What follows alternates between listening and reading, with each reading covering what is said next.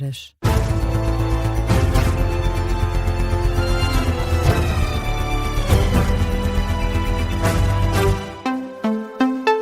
Bom dia, sou o Martim Madeira, são 6 da manhã, vamos atualizar toda a informação na Rádio Observador. Começamos com os desenvolvimentos mais recentes da situação no Irão, com uma notícia de última hora. Donald Trump deixa um aviso ao Irão: caso retaliem com força, os Estados Unidos vão atacar com uma força nunca antes vista. Numa publicação na rede social Truth Social, o presidente norte-americano diz que é bom que o Irão não ataque com força, como disse que ia fazer. Avisa que sofrerão ataques ainda mais fortes. Entretanto, o Irão já atacou 27 bases norte-americanas no Médio Oriente e não fica por aí. O Irão prometeu lançar o maior ataque da história contra as bases militares israelitas e norte-americanas e está a cumprir. Estão a soar neste momento as sirenes em Tel Aviv, em Israel. Alertam outra retaliação por parte do Irão contra a capital de Israel. Foram ouvidos também há poucos minutos explosões no Dubai pelo segundo dia consecutivo, numa altura em que já tinham sido desligados os sistemas de defesa aéreos quando o sol nasceu. De acordo com a CNN Internacional, as explosões foram às 8h15 da manhã locais. Também o Qatar sofreu, a cidade de Doha foi alvo de mísseis iranianos, bem como a base americana aérea de Erbil, no Iraque, que foi também atingida, é uma das 27 a ser atingida pelo Irão. Ataques que acontecem depois de ter sido confirmada a morte do líder supremo iraniano Ayatollah Ali Khamenei e ataques que surgem como uma retaliação dessa morte, um castigo, é o que dizem as forças iranianas, um castigo para Israel e para os Estados Unidos por terem morto o líder supremo iraniano. Também a filha e o neto de Ali Khamenei morreram na sequência dos ataques israelitas. Agora, 88 clérigos séniores escolherão o sucessor para a liderança do Irão. Até lá, até ao dia que se chega à decisão, o presidente do Irão, Masoud Pezeshkian, e o chefe do Poder Judiciário lideram o Conselho Interino que vai governar o país.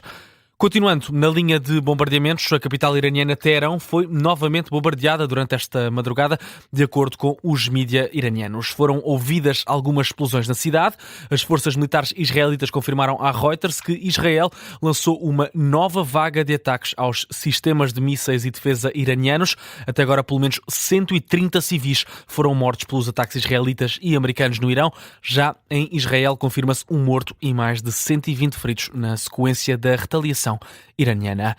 Donald Trump diz que a diplomacia está agora mais fácil depois de ter atacado o Irão. Numa entrevista à CBS, Trump considera que os Estados Unidos estão melhor posicionados para chegar a uma solução diplomática com os iranianos.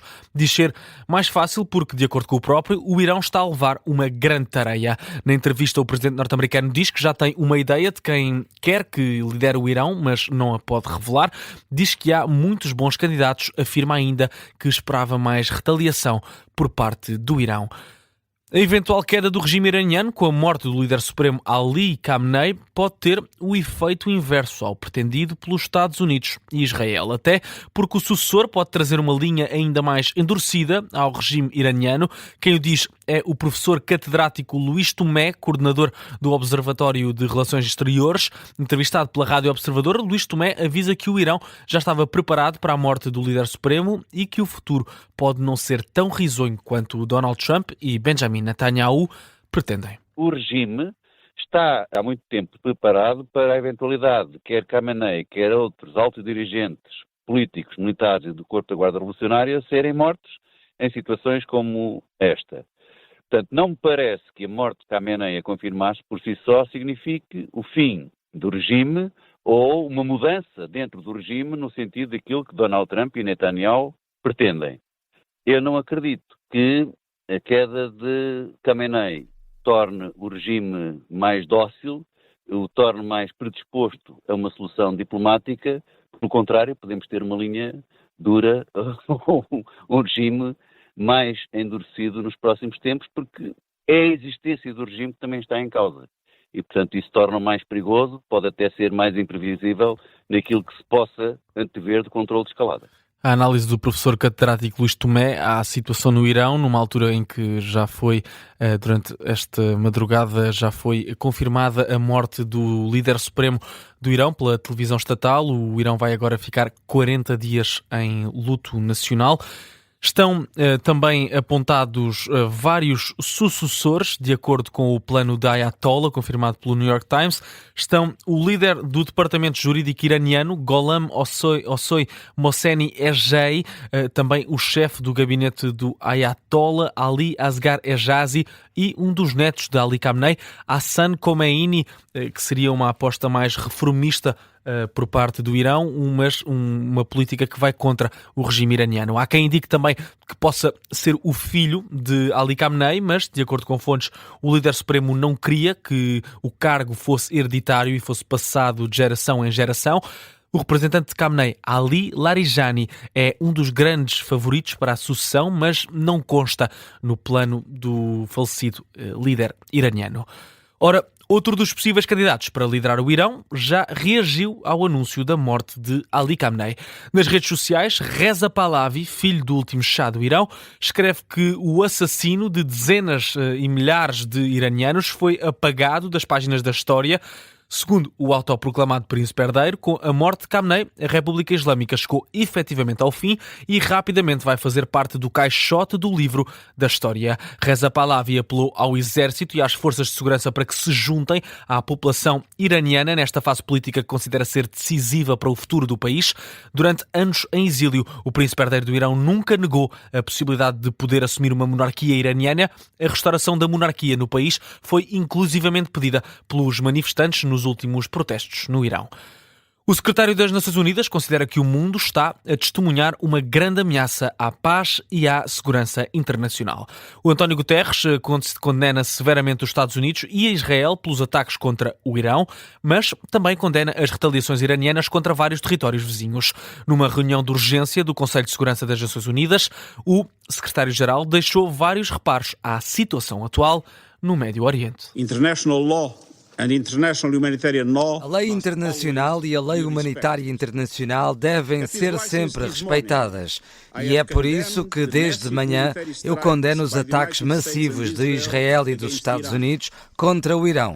E também condeno as subsequentes retaliações do Irão ao violar os territórios do Bahrein, Iraque, Jordânia, Kuwait, Qatar, Arábia Saudita e Emirados Árabes Unidos.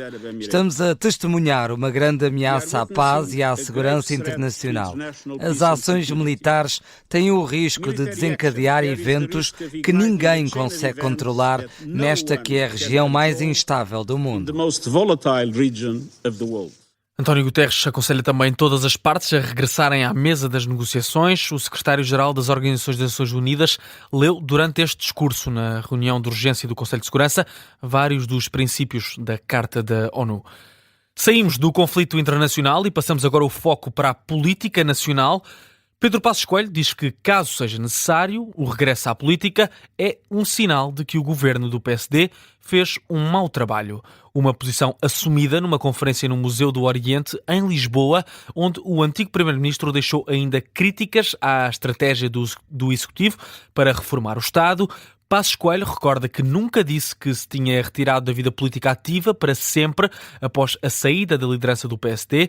Reforça que os sociais-democratas estão no poder e, por isso, acredita que apenas vai ser necessário ao país caso a governação corra mal. Não há de ser, seguramente, pelas melhores das razões, porque se tudo correr bem e as coisas correrem de modo a que o país esteja satisfeito e o PSD, que está no governo, está satisfeito com o seu desempenho, por que razão é que agora hão de ir ao baú da história a apanhar um tipo que, quer dizer, não percebo porquê, não é? Portanto, não sei se algum dia voltarei a ser preciso ou não. Pedro Passos Coelho terminou a palestra a dizer que gostaria de ouvir as ideias que apresentou a serem debatidas, ao invés de ouvir a conversa sobre um possível regresso. Deixa ainda alertas sobre a sustentabilidade do sistema da segurança social. Notícia de fecho deste jornal. A informação regressa às 6h30. Até já.